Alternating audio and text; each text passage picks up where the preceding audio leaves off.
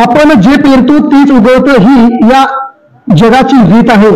त्याचप्रमाणे उद्धव ठाकरेंना ज्या प्रकारे शिंदेंनी घेरलं होतं, आता त्याच प्रकारे आता शिंदेंना त्यांच्या आमदारांनी घेरले।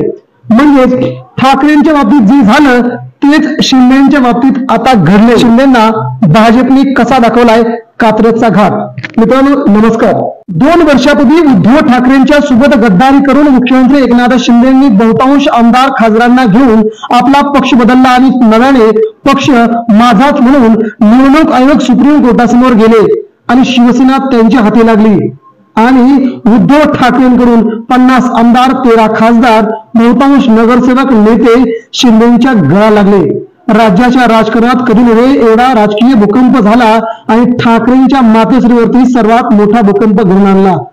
उद्धव ठाकरे देखील या भूकंपाच्या धक्क्यामधून अजून सावरले नव्हते, परंतु आता मात्र शिंदेंच्या बाबतीतही तेच घडतंय जे ठाकरेंच्या बाबतीत घडलं होतं 2 वर्षापूर्वी। मित्रांनो भाजपने शिंदेंचा शब्द फिरवलाय आणि शिंदेंना एका साईडला करायचं ठरवलंय। ठाकरेंच्या शिवसेनेचा आणि चिन्हाचा निकाल काही अवघ्या दिवसांवरती येऊन पोहोचलाय। त्या बाबतीत सध्या जाणकार मत व्यक्त करत आहेत की उद्धव ठाकरेंना त्यांची शिवसेना आणि धनुष्यबाण चिन्ह पुन्हा मिळेल अशी भाजप खेळी करताना दिसत आहे। त्याचवेळी आगामी काळामध्ये भाजप शिंदेंना बॅकफुटवर टाकून ठाकरेंसोबत आपलं बस्तान बांधण्याच्या तयारीत असल्याचे सुद्धा समजते। किंबहुना देखील त्या प्रकारचे आदेश सध्या ठाकरेंच्या शिवसेनेला मिळून लागले आहेत।